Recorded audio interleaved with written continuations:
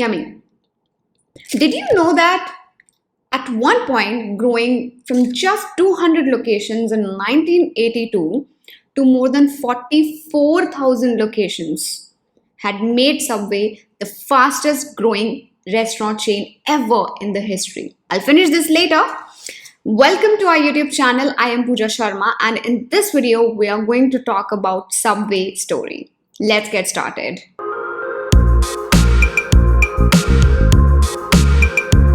So first, let's see where did it all start. In 1965, a 17-year-old school student, Fred DeLuca, was in dire need of earning some money to make his way to the medical college. And that's when his family friend, Dr. Peter Buck, suggested him a good business idea to make money. The idea was simple. It was to sell the best sandwich in the town. Buy the groceries from the market, make the sandwiches and sell them for a profit. This was the advice given to the young Fred DeLuca. DeLuca found the idea interesting enough, and Mr. Buck, who by the way was a nuclear scientist, had enough faith in his friend's capabilities, so they decided to partner. Now, to attract the initial set of customers, DeLuca made pamphlets of his shop a week prior to the opening of the restaurant, and he started giving out to those people who were waiting in their cars at the red light near his shop. He would simply walk up to them and say to them, "Hey, I'm opening up a sandwich shop on Saturday. Will you come?" And interestingly enough, people would eagerly ask, "Oh, where is it?" And he would simply point to his shop at the center of the road. And this is how, guys, Peter and DeLuca were able to sell not just 100 but 312 sandwiches on the very first day with this simple strategy. Now, initially they had promoted their shop's name as Pete's Submarines, which on the radio advertisement sounded like Pizza Marines, so they changed it to Pete's Subway, and in 1968 it was further shortened to Subway as we know it today. Subway saw huge success on the first day, but things didn't work out well for them. In the very first year, things started going downhill, and it came to a point when Subway decided to close its very first restaurant.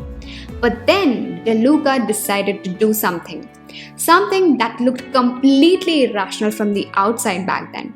What did he do? He decided to open a second restaurant, and he didn't stop there. He opened the third one as well. And when asked about this in an interview, he said that he wanted to experiment with the location and he wanted to see how the demand for his sandwiches varied across different locations.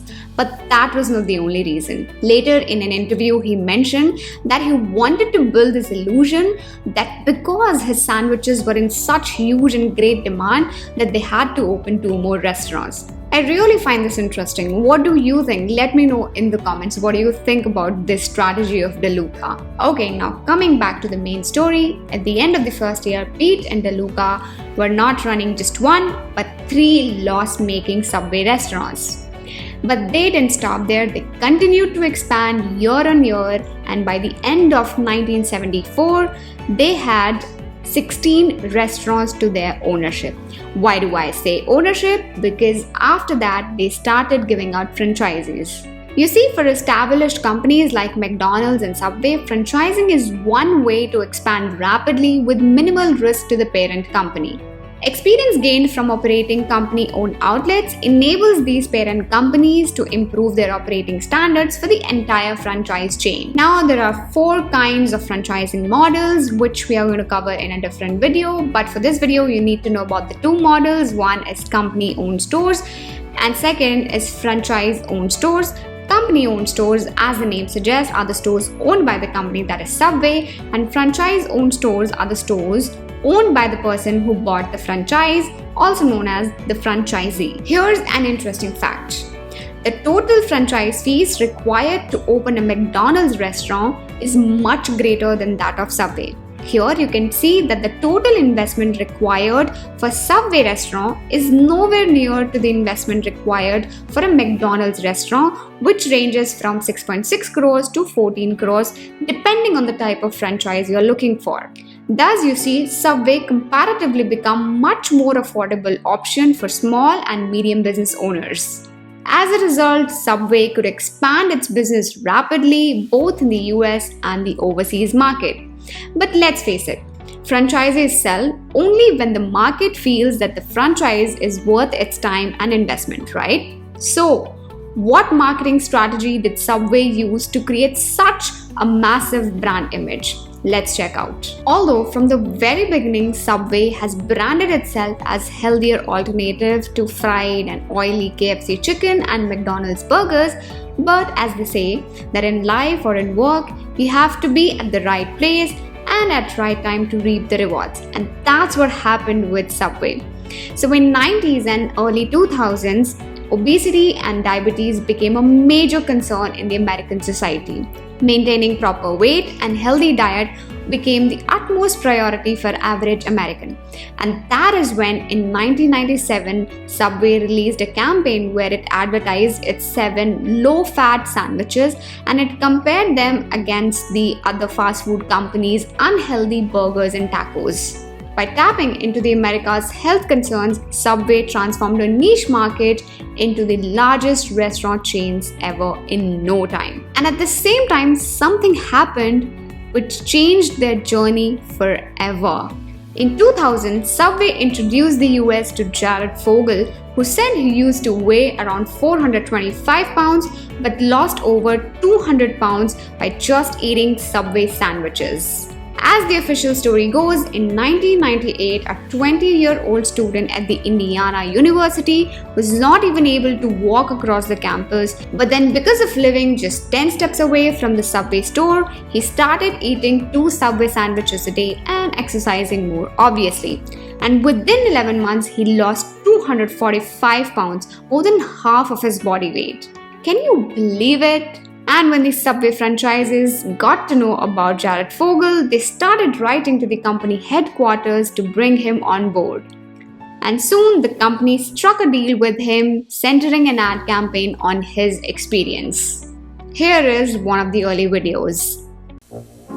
Here is Jared Fogle. You may have seen him on the news or a talk show. He was inspired by Subway's great tasting sandwiches. Jared believes in an active lifestyle, including lots of walking. At the heart of Jared's routine are Subway sandwiches.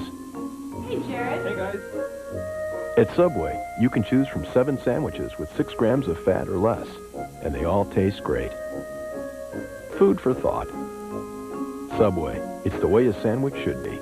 This program is brought to you by Subway, the way a sandwich should be. Soon Fogle was making appearances around the country and Subway eventually spent close to 2 decades promoting him. They mixed him with dozens of commercials with different celebrities and other people sharing the similar story of losing weight by just eating Subway sandwiches. In one such commercial, Fogle was seen holding up his old pants proving how much weight he has lost, and this campaign was so successful that the sales shot up 20% right after the first commercial. Subway didn't just stop there.